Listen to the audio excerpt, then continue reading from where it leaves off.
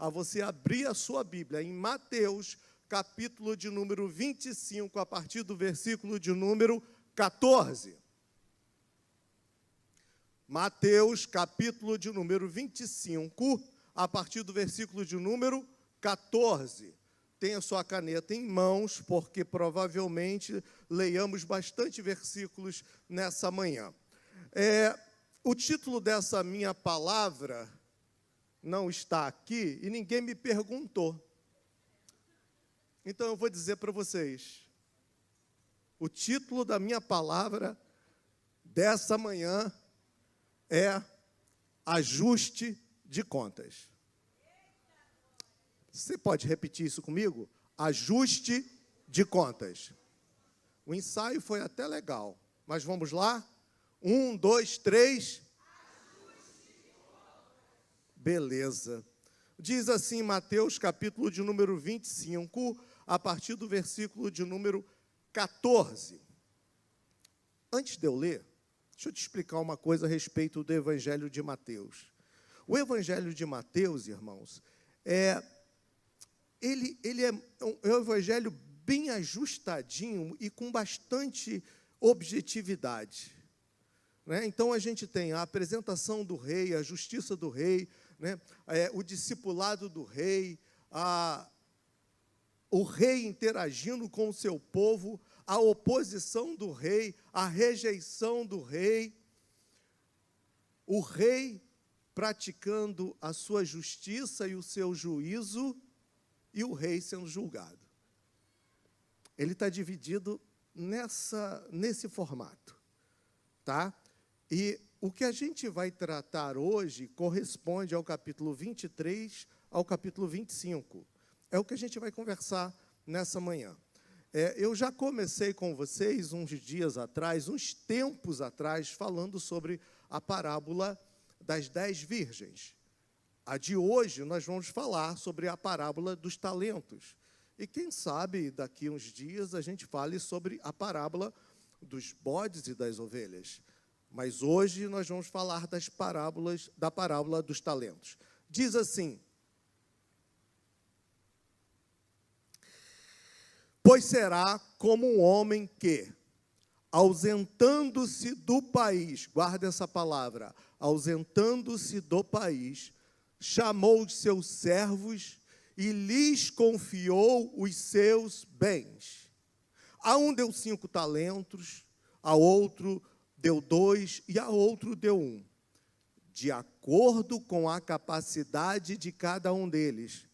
Atente para isso, de acordo com a capacidade de cada um deles. E então partiu. O servo que tinha recebido 5 talentos saiu imediatamente a negociar com eles e ganhou outros 5. Do mesmo modo, o que tinha recebido 2 talentos, outros 2.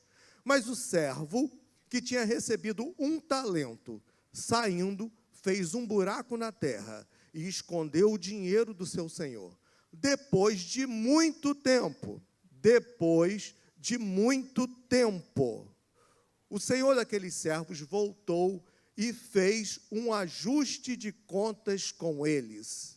Aproximando-se, do que tinha recebido 5 talentos, entregou outros 5, dizendo: o senhor me confiou 5 talentos, eis que outros 5 que ganhei. O senhor disse: muito bem, servo bom e fiel, você foi fiel no pouco, sobre o muito o colocarei. Venha participar da alegria do seu senhor. E aproximando também o que tinha recebido 2 talentos, o senhor me confiou 2 talentos, e eis aqui outros 2 que ganhei. Então o senhor disse: muito bem, servo bom e fiel, você foi fiel no pouco, sobre o muito o colocarei. Venha participar da alegria do seu senhor. Chegando por fim, o que tinha recebido 1 talento disse: sabendo que o Senhor é um homem severo, que colhe onde não plantou e ajunta onde não trabalhou, fiquei com medo e escondi seu talento na terra. Aqui está o que é seu. Mas o Senhor respondeu: servo mau e preguiçoso, você sabia que eu colho onde não plantei e ajunto onde não espalhei? Essa é uma pergunta irônica que o Senhor está falando a respeito do seu servo. Então, você deveria ter entregado o meu dinheiro aos banqueiros, e eu, ao voltar, receberia com juros o que é meu. Portanto, tirem dele o talento e deem ao que tem 10, porque a todo o que tem, mais será dado e terá em abundância, mas ao que não tem, até o que lhe tem, lhe será tirado. Quanto ao servo inútil, lance-o para fora nas trevas, ali haverá choro e ranger de dentes. Amém? Essa parábola, irmãos, ela fala de ajuste de contas. Ajuste de contas. Nós sabemos que ela faz uma referência direta à vinda do Senhor Jesus, né? E ela está fazendo o quê? A vinda, o que ele nos deixou, e ele fala aqui que o seu retorno acontecerá. E diz o seguinte: quando naquela época um senhor viajava, vocês sabem muito bem que eles viajavam de posse dos seus camelos, a pé, né? Às vezes com uma comitiva, e não havia estradas muito bem feitas e lugares corretos que se devessem passar, e havia então perigos no meio da terra. E o que acontecia? Ele ia com data de ir, mas não tinha data de voltar. E Jesus está fazendo justamente referência a isso, que ele está indo, mas como dentro daquele contexto o povo entendia que o seu Senhor não tinha data para voltar, ele está indo, mas não disse quando voltaria, somente disse que voltaria. Então, é desse texto que a gente está falando, e a gente vê, irmãos, que muitas das vezes, quando as pessoas se referem a este texto, a esta parábola, eles não usam os termos corretos. Por quê? Porque essa parábola, ela vai falar a respeito de talento. Toda vez que você ouve alguém falar hoje a respeito de talento, você pensa o quê? Nas capacidades que a pessoa tem. Você pensa nos seus dotes artísticos. Muitas das vezes, irmãos, você vai ser levado a pensar nessa área. Mas esse texto aqui, ele está falando de dinheiro. Esse texto aqui está falando de dinheiro. E talento, irmãos, era algo que pesava entre 32, 34, até 36 quilos, normalmente de prata, mas também havia de ouro e de bronze. Mas se nós tomarmos como medida esse talento, que era o mais comum entre eles, que era o de prata, ele equivaleria a 6.000 denários. Isso quer dizer entre 18 a 20 anos de trabalhos pagos. Então, quem recebeu, irmãos, 5 talentos, recebeu 100 anos de salário pago. 2 talentos, né? 40 anos de salários pagos. E assim sucessivamente. Então, a gente precisa pensar que quem recebeu 1 talento, recebeu pelo menos 20 anos de salário pago. Então, o que ele recebeu não foi pouco. Principalmente se nós partirmos para a ideia de que a idade produtiva e a expectativa de vida naquele tempo era pouquíssima. E ninguém conseguia cumprir 20 anos de trabalho. Só para os irmãos terem uma noção, quando nós falamos de expectativa de vida, hoje nós temos no Brasil uma expectativa de vida de 72 anos, eu acho que é mais ou menos 70 e poucos anos. Mas naquela época, na época de Cristo, a expectativa de vida era de 28 anos. Então, alguém que era um ancião, era um homem muito bem vivido. Entendeu? Então, a gente está partindo dessa expectativa sobre este cenário que Cristo está falando. Então, nós temos aqui um tratar de Cristo com aqueles homens a respeito daquilo que lhe seria confiado.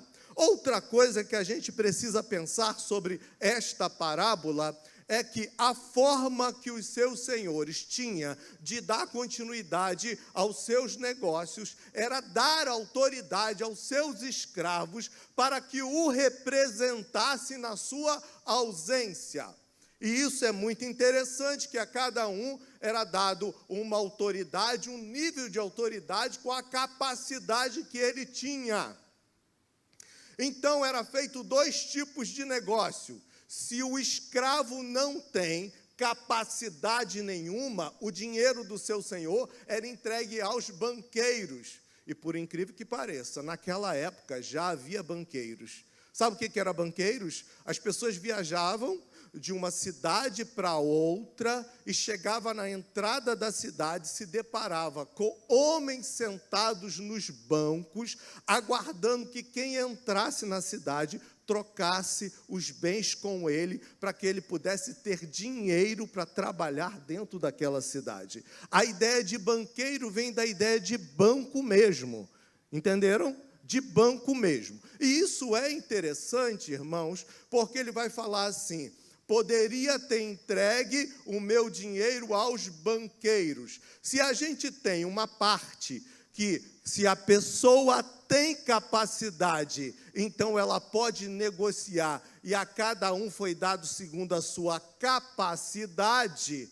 aqueles que não tinham capacidade teria que negociar de outra forma.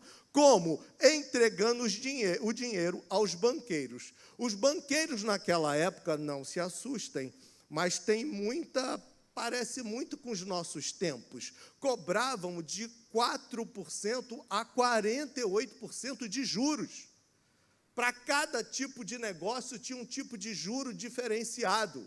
Então, naquela época, o que o Senhor estava dizendo, que se houvesse pelo menos emprestado o dinheiro dele a juros modestos daquela época, pelo período que ele demorou, no mínimo, o servo mau teria o dobro. É isso que a parábola está dizendo. Mas eu quero avançar com vocês sobre outros aspectos, tá? Nós precisamos pensar que de Mateus, capítulo de número 23, a Mateus, capítulo de número 25, nós estamos tratando do juízo do rei. Lembra que eu falei para vocês sobre as subdivisões do livro de Mateus? Então, do capítulo 23 ao capítulo 25, ele está falando do juízo do rei. A aplicação do juízo que o rei faz. Amém? Todo mundo está entendendo? Beleza. Então, quando ele está fazendo esse tipo de aplicação, a gente precisa entender de que ele está falando. Por isso, eu quero retroceder com vocês ao capítulo de número 24. Mas algumas frases referentes a esses últimos tempos que antecederia a sua volta. Ok? Então, quando o Senhor vai contar essas 3 últimas parábolas, quando ele vai contar isso, ele já contou algo referente ao período da sua volta. Ao período da sua volta aconteceria algumas coisas.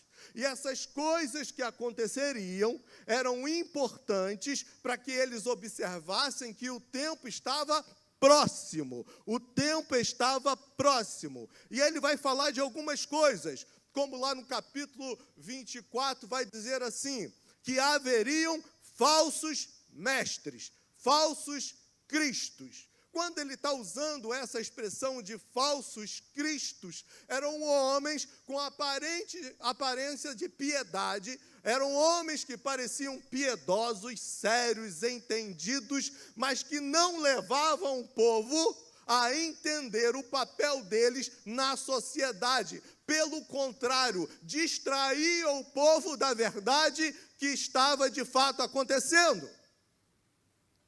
Parece com nossos tempos. E ele vai dar um outro aviso, que haveria guerras e rumores de guerras. E aí a gente fala assim, mas na história sempre houve guerras, correto? Sempre houve guerras. Mas o que é interessante é que ele está falando de um palco de guerra, aonde esse palco de guerra estabelece uma destruição tal que vai gerar o nosso próximo tópico: fomes e pestilências. A guerra levaria o povo a um lugar de fome e pestilências. Ah, tem guerra não sei aonde, vai faltar coisa aqui. Tem guerra não sei acolá, vai dar ruim aqui. Era disso que ele está falando. Ah, o povo está se movimentando de um lugar para outro, trazendo doenças que não existiam mais aqui, de lá para cá.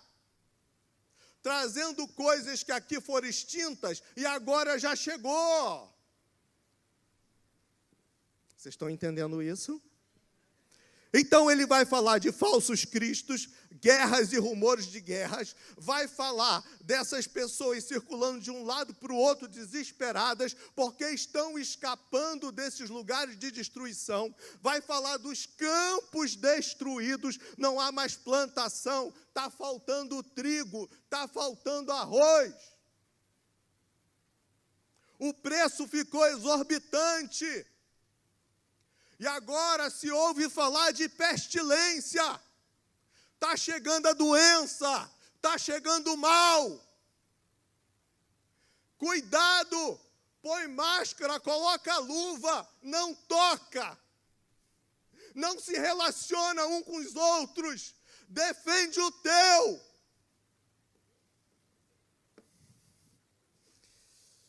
E aí ele vai falar sobre terremotos, como se a terra estivesse em convulsão. E sabe o que a gente analisa a partir da história, irmãos? É que nunca houve tanto terremoto no nosso tempo, como tem havido nesse tempo. E nós temos visto, há pouco tempo em Minas, houve um terremoto, vocês souberam? Beleza. Brasil, terra abençoada, que não tem furacão, não tem tufão, não tem terremoto. Mentiras. Mentiras. Mentiras. Em Miami agora teve um vento de mais de 100 km por hora, arrastando construções. Perseguição e apostasia. E ele vai falar sobre a operação do espírito do anticristo, onde provocará perseguições e apostasias. Perseguições e apostasias. Perseguições e apostasias, onde haverá perseguições não mais veladas, mas direta. O mal desse tempo é o cristão. O mal desse tempo é aquela pessoa que confessa o nome de Cristo. Eu não quero fazer parte desse time. Da onde você é? Você é o quê? Cristão? Não, eu sei que há um Deus, é tudo igual, né? Tudo leva ao mesmo caminho. Entenderam?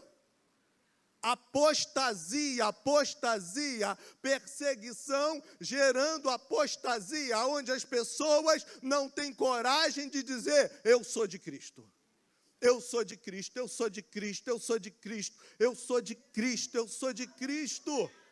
Onde se perde a coragem de dizer: eu creio nesta palavra, e esta palavra é minha regra de vida. E o texto vai falar de um tempo onde essas coisas vão começar a acontecer de forma tão assustadora que os homens vão ficar sem entender nada. Ficarão com medo de dizer: eu creio em Cristo. Ficarão com medo de falar sobre isso. Mas aí ele vai falar sobre dores de parto. E vai falar sobre alguns textos, vocês vão ver escrito dores de parto, outros textos, dores de morte. E o que ele está falando? Dores de parto, sofrimento até que uma nova era aconteça. Dores de morte, sofrimento até essa era acabar. Então, o Evangelho de Mateus, ele trata sobre uma questão interessante, onde ele está falando o fim de um tempo e muito sofrimento. É disso que ele está falando, que seja nascer ou seja morrer, haverá sofrimento. Amém? Beleza, vamos contar aí, vamos continuar. E aí ele vai falar sobre filosofias. Fale comigo, filosofias. Sim, irmãos. Palavras bonitas que você ouve e você fala assim, muito legal, mas não entendi nada. Mas é bonito de se ouvir. Sim, irmãos, filosofias que vão colocar você em dúvida e as pessoas vão começar a dizer assim, basta você ter Cristo no seu coração. É suficiente. Outras vão dizer, você não precisa suportar isto. Parece semelhante a algumas coisas que vocês têm ouvido agora. Outros ainda vão dizer, as coisas são assim mesmo, né? Segue, são assim mesmo. Mas são filosofias desse tempo para distrair a tua mente do verdadeiro objetivo. E aí, de repente, o capítulo 24 vai dizer assim, e aquele que perseverar, resistir, está falando de resistência. Irmão, se você não pôr em tua mente que hoje nós vivemos esse tempo, que tempo é esse? É o tempo da resistência. E você se deixar ir pelas ondas desse tempo, elas te levarão para um lugar em que você não esperava estar. E ele vai dizer assim, e este evangelho será pregado. Vocês já ouviram como esse evangelho está difundido pelo mundo afora? Cada vez que a gente se envolve com missões, irmãos, eu brinquei aqui no CTPA com os alunos, eu falei assim, Jesus não está nem pedindo licença para a gente, está fazendo coisas que a gente nem achava que era possível fazer. Jesus está pregando o evangelho até sem a gente. Ele está se revelando, irmãos, para tantas outras pessoas, está aparecendo que dá até um ciúme na gente, e fala assim, Jesus, aparece para mim também. Fala comigo, me mostra, deixa eu ver a tua luz. Sim, irmãos, esse evangelho tem sido pregado em toda parte. Sabe, queridos, essa mensagem está ardendo no meu coração há muito tempo. E eu não sabia como fazê-la. E também não sei se vou conseguir fazê-la completamente. Mas eu preciso que você preste atenção sobre isso, porque nós estamos falando de algo que está acontecendo. E aí vai dizer assim, então virá o fim. Então virá o fim. Então virá o fim de um tempo, de uma era. Então virá o fim. Então aquilo que nós conhecemos como deixará de ser. E aí a gente vai ouvir falar de novo, falsos profetas criam falsas dificuldades para que falsos cristos apresentam falsas soluções e se reproduzem como falsos cristãos, que estão aonde? No meio do povo. Com suas regras, com seus dogmas, com suas formas, somente para te enganar. E aí ele começa, aprendei, pois, a parábola da figueira. E ele vai falar sobre a parábola da figueira. Depois ele vai dizer assim, igualmente, quando ouvir todas essas coisas, saiba que ele está próximo, mesmo às portas. Que tempo nós temos vivido? Você tem compreendido o tempo que nós temos vivido? essa é uma mensagem, irmão, de despertamento, porque o tempo que nós temos vivido é o tempo final das coisas. Quem tem ouvidos, ouça o que o Espírito está falando à igreja. Este é o tempo que nós estamos. E aqui vai dizer que ele está às portas. Amém? Mas vamos prosseguir, porque aí, irmãos, a gente começa com a parábola das 10 virgens, que a tônica da parábola é vigilância. Fala comigo, vigilância. E aí ele logo vai entrar na parábola dos talentos. Então, irmãos, essa parábola dos talentos, ela não foi entregue de graça. Ela é entregue depois de toda essa parte que eu venho aqui falando para vocês. E ela tem um sentido para acontecer.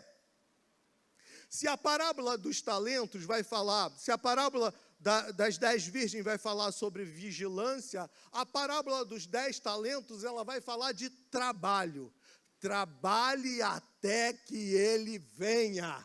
Trabalhe multiplicando, frutificando, até que o rei venha. Essa parábola, irmãos, diz respeito ao teu trabalho. Essa parábola, irmãos, diz respeito àquilo que o Senhor lhe deu, para que você pudesse multiplicar. Eu quero que você, irmãos, entenda perfeitamente que quando ele diz assim, que um homem ausentando do seu país, ele está se referindo, irmãos, ao Cristo que está ausentando daquele país, o Cristo, a revelação do Cristo que está ausentando-se daquela era. Mas o que nós temos hoje? Lhes darei um Consolador. Para quê? Para que esteja em você, em você, em você. Para quê? Para que esta mensagem permaneça latente dentro de você.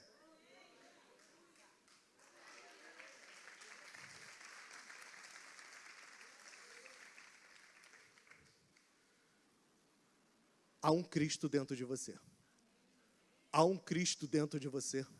Há um Cristo dentro de você. Sabe, a palavra outro consolador, ali no grego, esse outro é usado de duas formas. Uma para indicar que é uma outra coisa, e outro em grego que quer dizer mais do mesmo. E sabe o que é incrível que pareça? Qual é a tradução que está ali na nossa Bíblia no grego? Mais do mesmo, mais de Cristo, o mesmo que se foi está dentro. É isso que ali está escrito. Para quê? Para que essa mensagem permaneça viva. Mas vamos lá, porque a gente está ainda aqui numa introdução da palavra dos talentos. Eu quero que você entenda isso. Eu não sei que hora nós vamos parar hoje, mas o Aelton está aqui e ele me garante segurança para que eu me mantenha aqui neste lugar. Amém, Aelton? Então, beleza. Pastor Aelton está aqui com a gente, então o negócio está seguro. E aí vai dizer assim, chamou seus servos.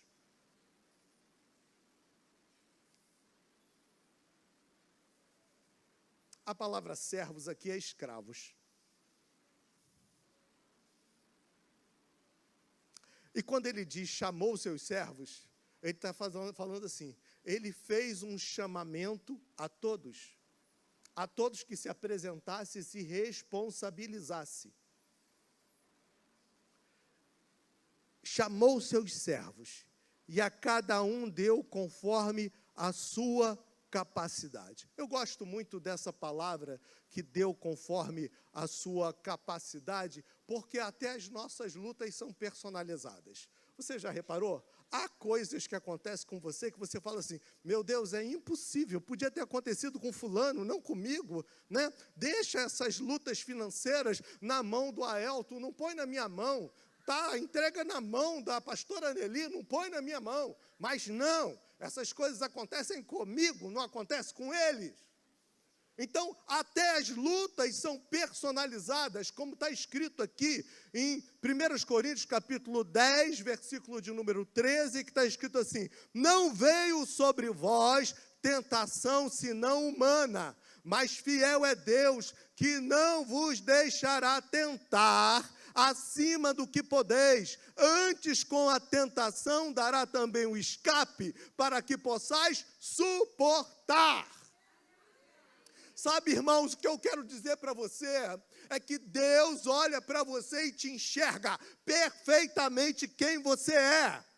Ele sabe da tua estrutura, Ele conhece as suas capacitações. Aliás, irmãos, é bom a gente entender sobre essa questão de capacitação, porque lá em Efésios, capítulo de número 4, versículo de número 8, está dizendo assim: quando Ele subiu em triunfo às alturas, levou cativo muitos prisioneiros e deu dons aos homens. Deu capacitação aos homens. Deu talento aos homens. Deu. Ele te deu. Ele te deu, amigo, Ele te deu, Ele te deu, Ele te deu. O que você tem feito com o que Ele te deu? Sabe, irmãos, as pessoas acham que isso aqui é o parquinho. Vou lá na igreja para eu me alegrar. Isso aqui não é o parquinho, isso aqui é reunião de trabalhadores para receber do alto estratégias para continuar avançando sobre as portas do inferno. Isso aqui não é um parquinho.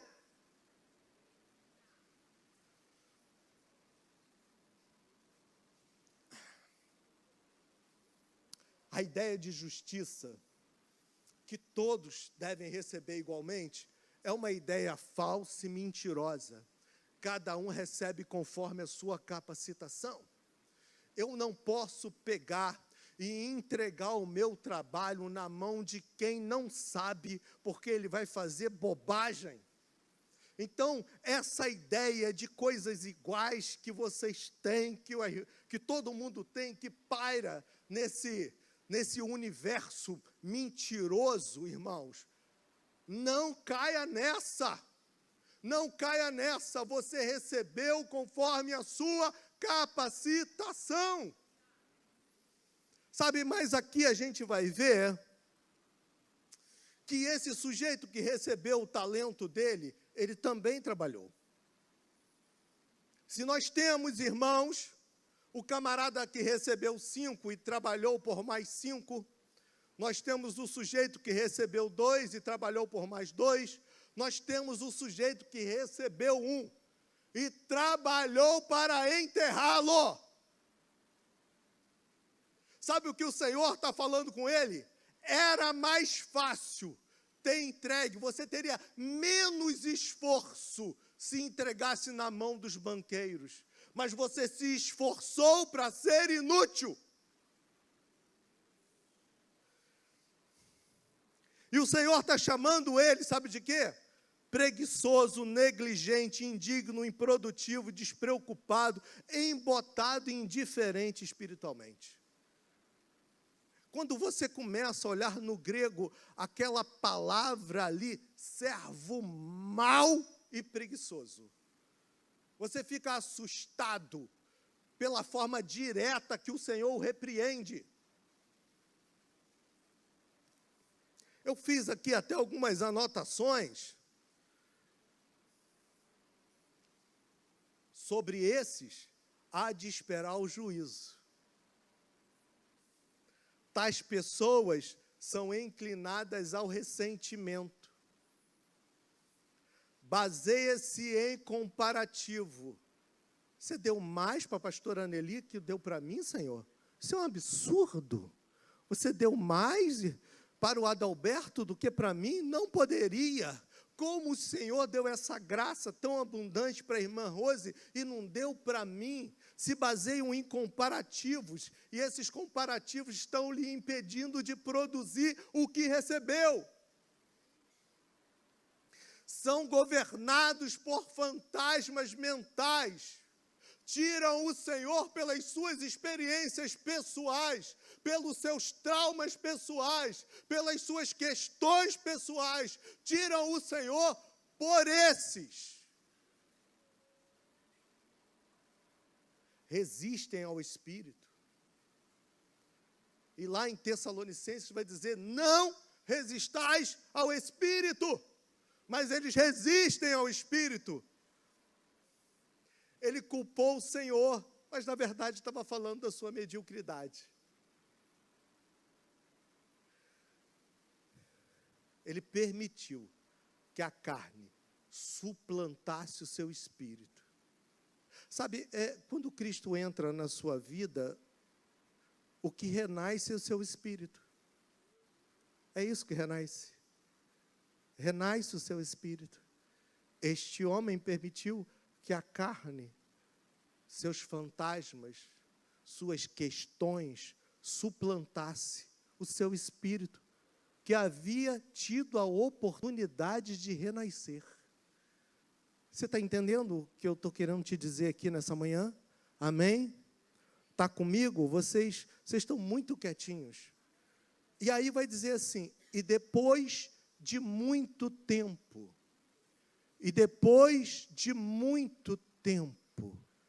ele retornou. Então vamos lá. Vamos lá, porque isso aqui é importante. Se eu estou falando que as pessoas receberam dons, eu estou me referindo a Romanos, capítulo de número 12, a partir do versículo de número 6, né? Vai falar assim, de modo que tendo diferentes dons, segundo a graça que nos é dada, se é de profecia, seja ela segundo a medida da fé, se é ministérios, seja em ministrar, se é ensinar, que haja dedicação ao ensino, ou o que exorta, esse use o dom em exortar, o que reparte, faça com liberalidade, o que preside, com cuidado, o que exercita misericórdia com alegria. O amor seja não fingido. Aborrecei o mal e apegai-vos ao bem. Amai-vos cordialmente uns aos outros com amor fraternal, preferindo-vos a honra uns aos outros. Não sejais vagarosos no cuidado, sejam fervorosos no espírito, servindo ao Senhor. Alegrai-vos na esperança, sede pacientes na tribulação, perseverai na oração, comunicai com os santos nas suas necessidades, segui a hospitalidade, abençoai o que vos persegue, abençoai e não amaldiçoeis. Alegrai-vos com os que se alegram, chorais com os que choram, sede unânimos entre vós, não ambicieis coisas altas, mas acomodai-vos às humildes, não sejais sábios em vós mesmos, a ninguém tornei mal por mal, procurai as coisas honestas perante os homens, se for possível, quando estiverem em vós, tende paz uns com os outros, não vos vingueis a vós mesmo, amados, mas dai lugar à ira, porque está escrito, minha vingança, eu recompensarei, diz o Senhor. Portanto, se o teu inimigo tiver fome, dai-lhe de comer, se tiver sede, dai-lhe de beber, porque fazendo isto, amontoarás brasas de fogo sobre a sua cabeça. Não te deixe vencer do mal, mas vence o mal com o bem.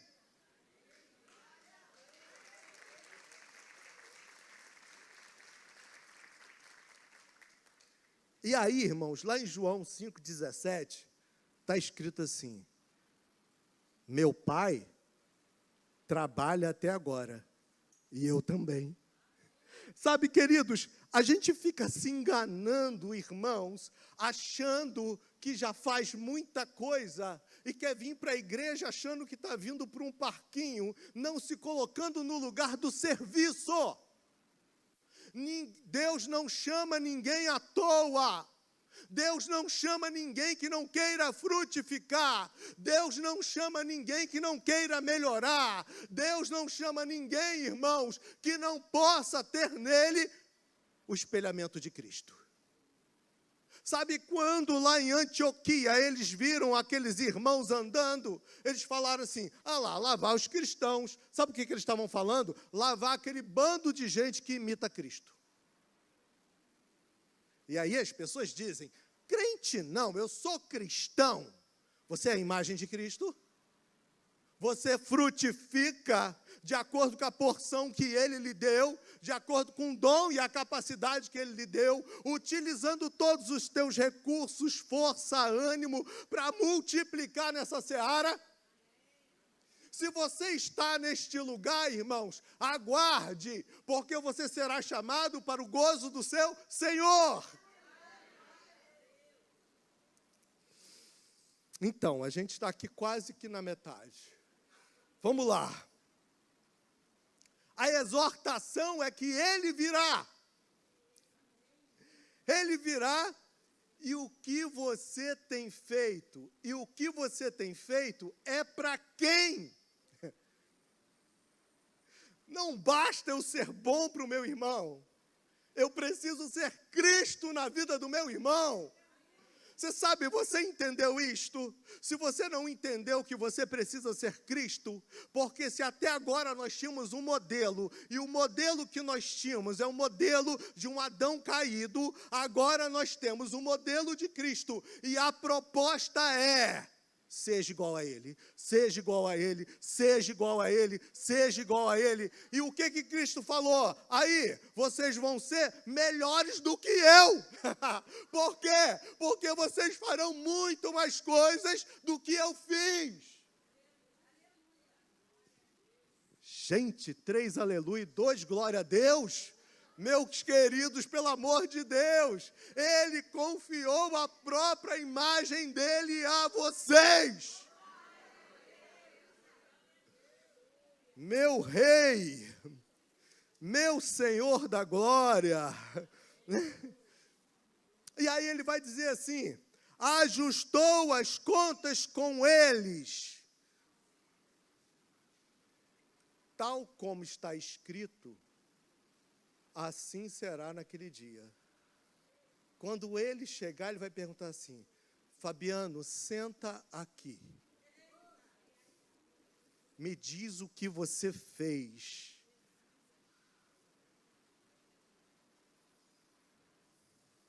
Segundo o livro de Samuel, capítulo de número 11, versículo de número 1, está escrito assim, no tempo dos reis saírem à guerra, aí ele vai listar algumas coisas e no final vai dizer assim, Davi ficou no palácio. No tempo dos reis saírem à guerra, Davi ficou no palácio. Não trabalhar é pecado.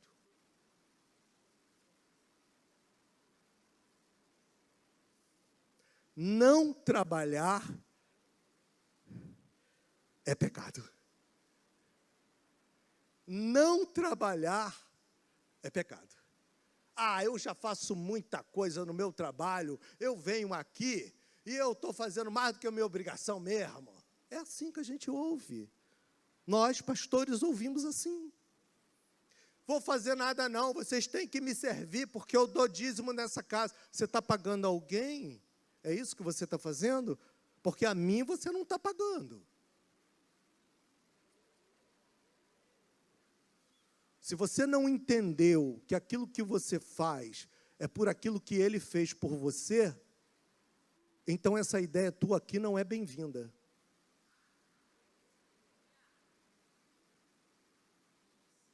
E se você dá com essa intencionalidade, pode guardar para você. Vai ser a sua maldição. Não quero parte com ela.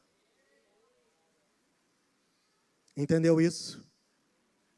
Sabe, algumas pessoas falam assim para a gente assim, elas nem conhecem a Cristo e falam assim, não, mas eu sou dizimista, a obrigação de Deus é me abençoar. Eu já ouvi isso. Tolos. Tolos. Tolos. Ignorantes. Esse é outro assunto. Voltemos. Né? E ele vai dizer para aquele que multiplicou 5, mais 5, muito bem. Sabe o que ele está querendo? Ei, Tu teve êxito na tua missão. E ele vai dizer assim: servo bom e fiel. Enquanto esteve aqui, vigiou. Enquanto esteve aqui, trabalhou. Enquanto esteve aqui, multiplicou. Sabe, queridos, essa é a real história dos talentos. E vai dizer assim: sobre muito te colocarei. Meu Deus, o que havia produzido mais 5, ele pegou 100 anos de trabalho e transformou em dinheiro para 200 anos de trabalho. Ele poderia, no mínimo, viver 3 ou 4 gerações alimentadas por aquilo. Vocês estão entendendo isso? 3 ou 4 gerações alimentado por aquilo que ele havia produzido. E sabe o que o Senhor está falando para ele? Sobre o muito te colocarei. Ele não estava entendendo. Ele não entendeu sobre o muito. Eu achei que eu tinha feito muito, mas eu entendi que eu não fiz muito, porque muito é o que ele tem para mim. Sabe, irmãos? E ele vai dizer assim: entra no gozo do seu Senhor. E essa entra no gozo do seu Senhor é compartilha comigo o mesmo gozo que eu tenho. Sabe, irmãos, nós lemos ali que nós somos co-herdeiros com Cristo e a gente passa por cima disso, olhando só as coisinhas do mundo e dizendo: eu quero isso, eu quero aquilo, eu quero não sei o quê. Sabe o que ele está dizendo? Ei, eu quero que você esteja de braço dado comigo, porque o que eu dei na tua mão para você multiplicar é para você mesmo. Sabe, queridos, se nós não entendermos que o que nós estamos fazendo é uma multiplicação do reino que nós fazemos parte. Sabe, irmão, se a minha empresa prosperar, eu prospero. Se a minha empresa prosperar, a minha esposa prospera. Se a minha empresa prosperar, os meus filhos prosperam. O Senhor está falando assim: ei, você está fazendo e está multiplicando para gozar comigo de coisas e tesouros que você nem imagina. Era disso que ele estava falando, era disso que ele estava falando, era disso que ele estava falando. Mas e o sujeito que tinha um? Ele falou isso para o primeiro, ele falou isso para o segundo. Mas o terceiro não reconheceu o valor daquilo que recebeu. Provavelmente achou pouco. Caramba, você deu 5 para o fulano, 2 para o ciclano e para mim umzinho. Você só me deu recurso para 20 anos de trabalho. É só isso mesmo que o Senhor tem para mim? Preferiu se esforçar para enterrar. Você entendeu a comparação que o Senhor fez? Se eu quisesse que o meu dinheiro multiplicasse, eu, quando saí, eu tinha entregue tudo na mão dos banqueiros. E quando eu voltasse, eu teria pelo menos o dobro. Mas eu quis que vocês experimentassem multiplicar para o reino. Eu permiti que vocês experimentassem a autoridade que eu tenho. Sabe, Deus tem nos dado autoridade, irmãos. E aí você vem para cá, muitas das vezes, com uma vida desconcertada, brigado com pai, mãe, esposa, e você acha que com o Senhor é a mesma lenha. Não é não. Não é não. Não é não. Aqui você precisa conhecer a autoridade do rei e representar esta autoridade. Quando eu vejo aqui a Elton fazendo esse chamamento aqui para os nossos obreiros, irmãos, ele está falando assim: ei, participa comigo do prazer de servir a igreja. Sabe, irmãos, às vezes eu vejo aqui, igual vi semana passada, a pastora Adriana pegando a cesta de oferta aqui, indo para recolher. Eu falei: eita, coisa legal. Quando eu vejo os diáconos, irmãos, com a bandeja ali para servir a ceia, eu falo assim: nossa, eu era tão alegre quando eu fazia isso. E quando eu ia levar a ceia para os doentes, irmãos, e aí, às vezes, o pastor que estava comigo falava assim: Fabiano, dá a palavra. Eu falei: eu dar a palavra da ceia para ter comunhão. E eu fazia aquilo, gaguejava, dava os meus pulos e tal, e falava o que eu achava que tinha que falar, e ia para casa feliz da vida. Sabe, irmãos, às vezes você está negando o seu começo pequeno. E sobre isso a gente fala daqui a pouco. Tá? Mas vamos lá. Não fez o mínimo esperado dele.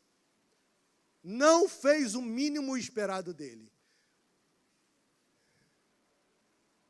Não fez o mínimo esperado dele. Quando a gente olha um irmão maltratando o outro por nada, por vaidade. Ai, irmãos. Chega a dar um arrepio aqui atrás, assim. Teve medo e não se esforçou em conhecer o Senhor. Sabe o que o Senhor está querendo dizer ali? Ei, você está me julgando por você mesmo. Você não me conhece. Você não me conhece. Você não me conhece. E aí, irmãos, ele era tão inflexível em sua opinião, que ele já chegou acusando Deus de coisas que ele não havia feito. E ele vai dizer assim: ele tinha o Senhor por um monstro, um injusto, que espalhava destruição e miséria. Colhe onde não plantou. Ele tinha o Senhor por isso, né? Põe no Senhor a culpa do seu fracasso. Para ele, eu sei que o Senhor é severo. Foi isso que ele disse. Para ele, o Senhor é severo, arbitrário, injusto, ajunta onde não espalha. E vai dizer assim: por isso escondi na terra.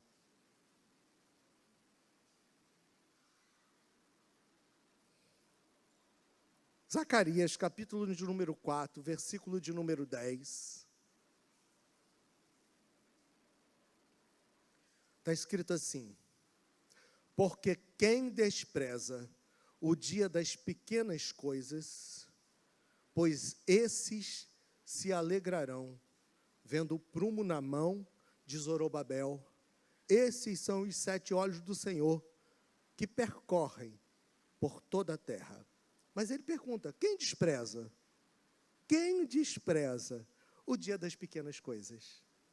Lá em Eclesiastes, capítulo de número 9, versículo 10 e 11, está escrito assim: tudo quanto te vier a mão para fazer, faze-o conforme as tuas forças. Não é conforme a força do meu amigo Adalberto, não é.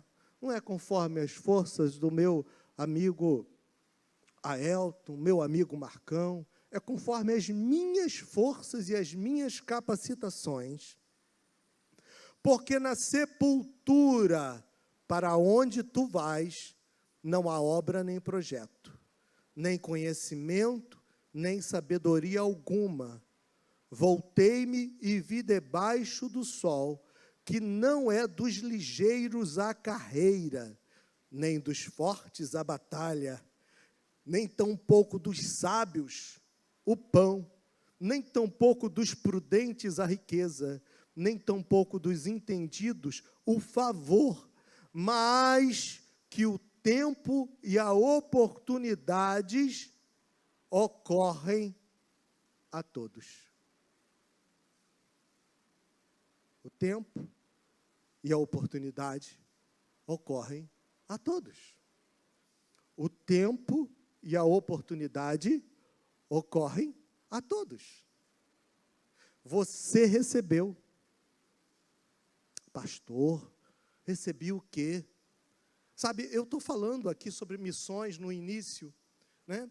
Estou vendo aqui a nossa irmã Célia, ela é dentista, ela tem uma missão como dentista. Ela tem uma missão como dentista. Vocês entenderam isso? Vocês entenderam isso? Nós, cada um de nós tem uma missão. E a gente tem que fazer prosperar aquilo que o Senhor confiou às nossas mãos. Fabiano, você só serve para ensinar. Beleza, me põe na sala de aula. E eu vou fazer o melhor. Vocês estão entendendo isso? Você só serve para servir a ceia. Vou servir com amor. Olha, você é bom de boca, né? Então, evangeliza. Sabe, irmãos, mas dá oportunidade ao dom que você recebeu. Porque quando o tempo passar, quando as tuas forças se for, não vai dar para dizer, se eu tivesse 20 anos a menos, se fosse na década passada. Há pessoas que estão vivendo, irmãos, dos feitos passados. Há pouco tempo atrás, ouvimos uma pessoa falando, e ele só conseguia falar de coisas passadas. Ele não tinha nada novo para contar, porque parou de multiplicar.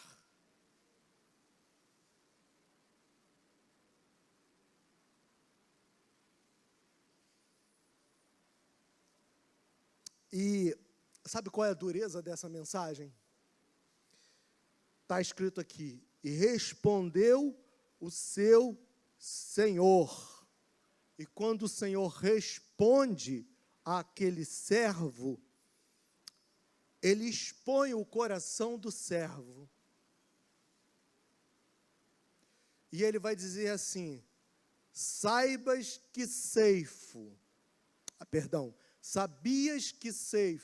Quando o Senhor está falando isso, ele está fazendo uma ironia ao que o servo disse. E ele está falando assim, então te julgo por isso, porque você não me conheceu.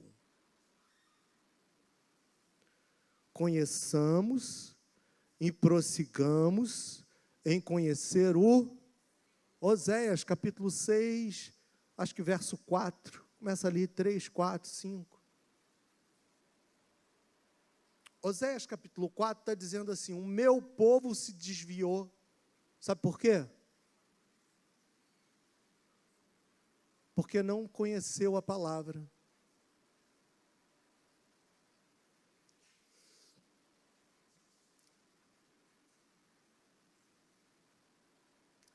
Enterrar é o mesmo que dizer, eu não me importo.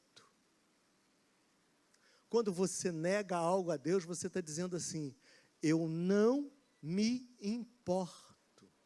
Quando você nega uma ajuda, você está dizendo assim, eu não me importo com os seus problemas. Quando você não estende a mão, você está dizendo, eu não me importo com a sua vida. Quando você não ama como deveria amar, você está dizendo assim, o outro não é importante para mim.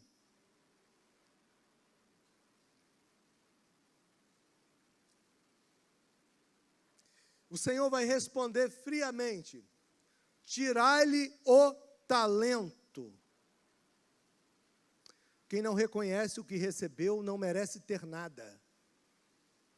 Quem não reconhece o que recebeu, não merece ter nada. E sabe o que mais me choca nessa parábola? O Senhor não quis ouvir as suas desculpas. Disse para os demais, lançai-o fora. Observe que a parábola das 10 virgens, ela vai terminar dizendo assim, e a porta se fechou. Ok? Não é assim que termina a parábola das 10 virgens? Quando você lê a parábola das 10 virgens em Mateus, você vê que a porta se fechou e as 5 virgens que ficaram, que não eram prudentes, foram bater a porta. Não é isso que acontece? Quando você lê a mesma palavra que está escrito em Lucas, lá o grego, sabe o que quer dizer? E fechou a porta para não se abrir mais. Acabou o tempo da oportunidade. Acabou o tempo da oportunidade. Acabou o tempo da oportunidade. Acabou o tempo da oportunidade. Esse é o grande problema. Irmãos, nós temos tempo enquanto temos vida. Nós podemos multiplicar em todas as fases da nossa vida, como criança, como adolescente, como jovem, como adulto, como idoso.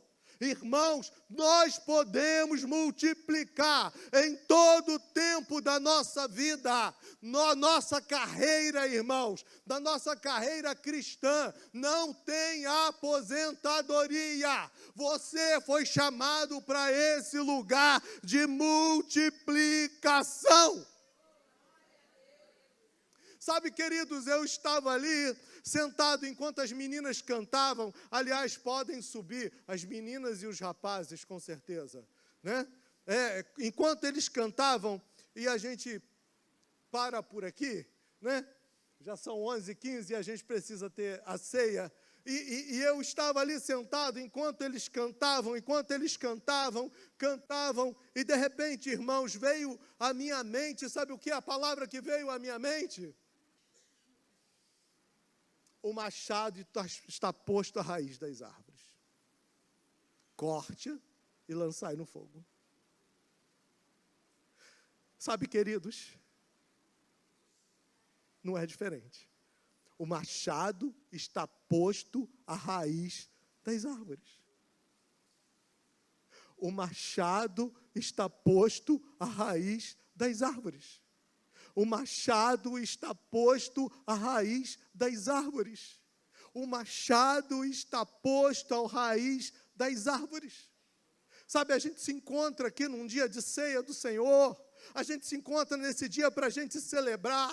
Mas este é o dia propício para que tenhamos, irmãos, um despertamento. Que se não produzirmos adequadamente,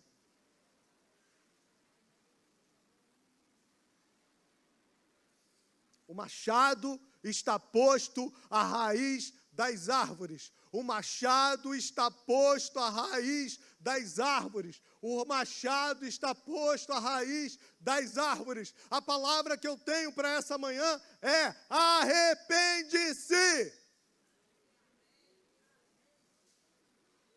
dos seus maus caminhos. Arrepende-se e se torne um multiplicador do reino.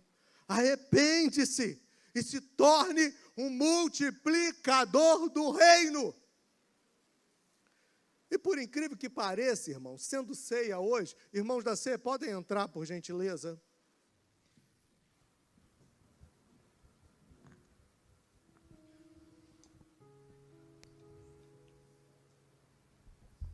E os músicos devem estar perguntando aqui, o que eu canto, né? Depois disso.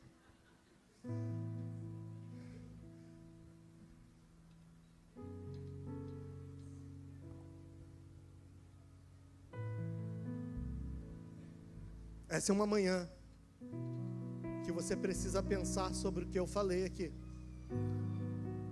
Sabe, irmãos, eu não sou um homem de muitas mensagens, mas quando tem alguma coisa que arde em meu coração, é porque o Senhor quer falar à sua igreja. E eu tenho certeza que nessa manhã o Senhor está aqui falando à sua igreja. E nós precisamos, irmãos, atentar para aquilo que Ele está falando, que este é o tempo da multiplicação. Quando a gente estuda a respeito de frutos do Espírito, e a gente começa a olhar os textos na Bíblia, elas falam o tempo inteiro sobre multiplicação, sobre frutificação. E essa é a tônica da nossa vida. Nós fomos chamados para frutificar.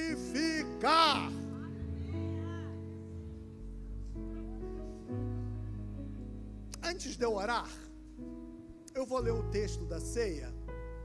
E eu quero que vocês pensem sobre o que eu preguei aqui nessa manhã. E eu quero ler o versículo de número 28 do capítulo 11 de 1 Coríntios. Somente esse texto. Somente esse versículo.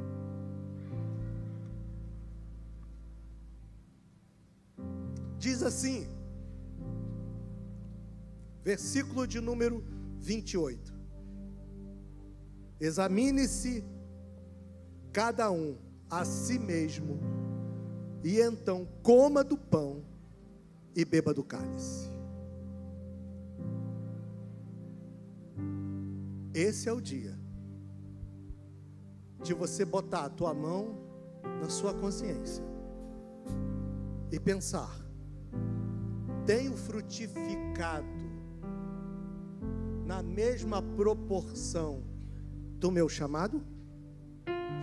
Tenho frutificado porque sou responsável com aquilo que me foi entregue? Ou eu estou dizendo que eu não frutifico por causa do fulano, do ciclano, eu não frutifico porque eu não estou no lugar certo, eu não frutifico porque eu não tenho a condição correta para frutificar, eu não faço porque o outro vai ficar me olhando, eu não faço porque eu não suporto comparação, eu não faço. Vocês estão entendendo? Examine-se, pois, o homem a si mesmo. Sabe o que esse texto está dizendo?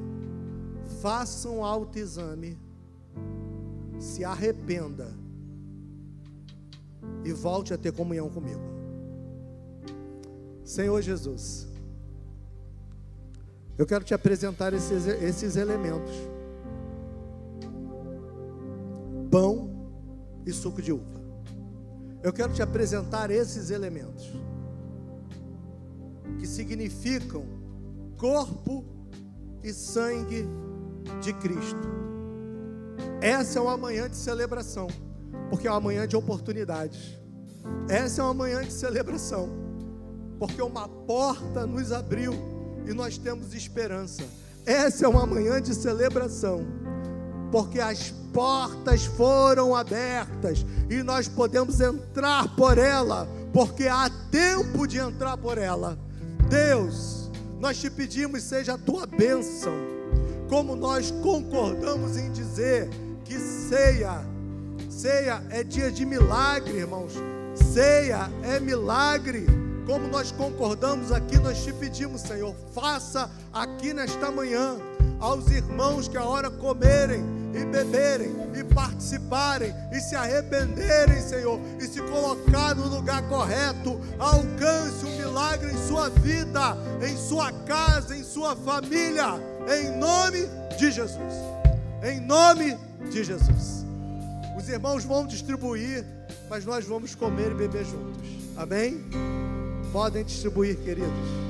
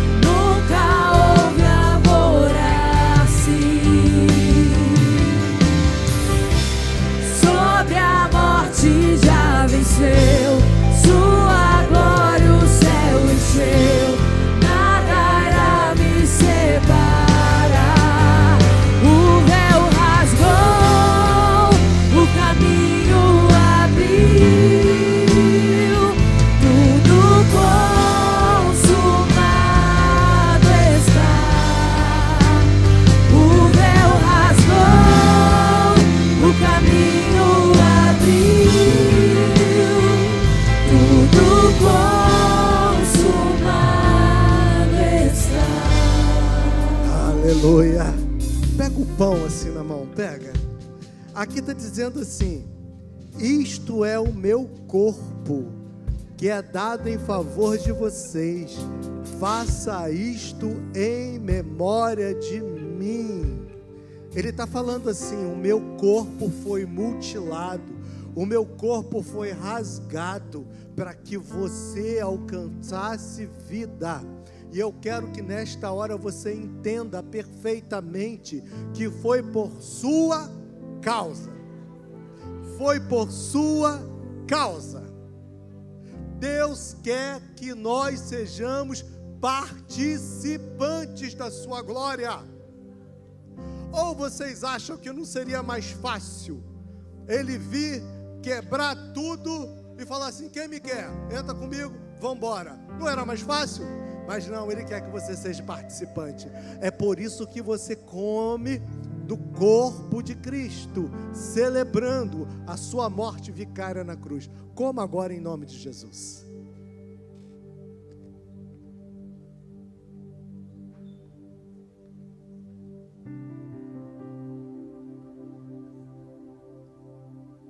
Aleluia, aleluia, aleluia.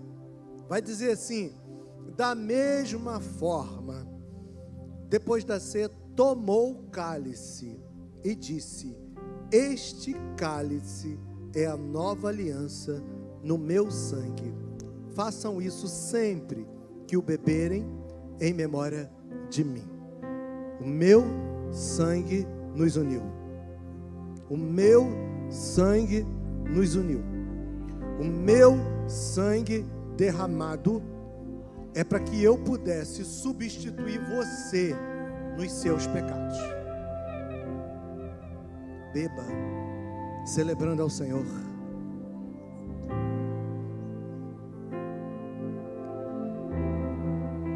A morte venceste, o véu tu rompeste. Aleluia. A tumba vazia agora está.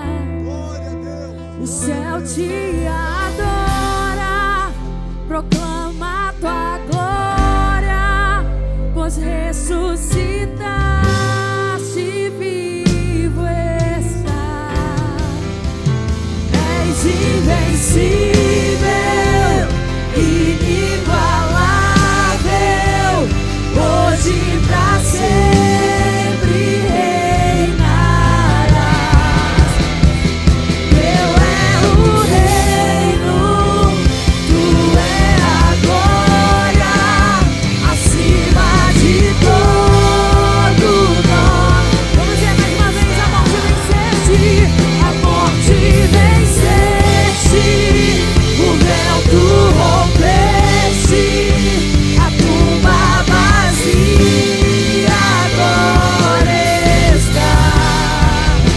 O céu te adora, proclama tua glória, pois ressuscitaste, vivo estás. És invencível, inigualável, hoje pra sempre reinarás. Teu é o reino, tu é a glória, acima de todo nome está. Poderoso esse nome é, poderoso esse nome é, o nome de Jesus, meu Deus. Poderoso esse nome, diga mais forte que tudo é. Poderoso esse nome é, o nome de Jesus. Aleluia, aleluia, aleluia, aleluia. Ceia é dia de milagre, ceia é dia de milagre, ceia é dia de milagre, aleluia. Glória a Deus, glória a Deus, glória a Deus. Essa manhã é uma manhã de oportunidades. essa manhã é uma manhã de oportunidades. Vocês repararam que eu não fiz nenhum tipo de apelo? Propositalmente. Vai estar aqui, a gente vai orar para finalizar. Os nossos pastores aqui na frente. E vocês façam o que vocês quiserem fazer com a oportunidade que vocês têm. E cada um seja responsável por aquilo que escolheu. E cada um viva conforme aquilo que tem escolhido. Cada um receba conforme o seu trabalho. Senhor Jesus Cristo, nós te damos graça, porque como recebi de ti, busquei fazer. Como a inspiração chegou, busquei fazer. Senhor, a tua palavra, ela tem destino. A tua palavra nos diz que ela não volta vazia, mas ela cumpre o que veio fazer. Senhor, te pedimos que tanto aqui dentro da igreja quanto aqueles que me ouvem sejam alcançados pela tua palavra. Alcançados pela tua palavra. Senhor, faz milagre na vida dos teus filhos. Faz milagre na vida dos teus filhos. Faz milagres na vida dos teus filhos. Que eles possam nessa manhã saírem daqui cheios da tua presença, da tua graça, cheios da tua unção, cheios, Senhor, de ti, para fazer coisas que a gente nem imagina. Que sejamos prontos e que estejamos prontos para ouvir o teu chamado e atender o teu chamado. No nome de Jesus nós oramos. Nós declaramos que a tua paz, que o teu amor, que a tua unção, que a tua misericórdia possa seguir a cada um, no nome de Jesus. Amém. Deus abençoe, Deus abençoe, Deus abençoe.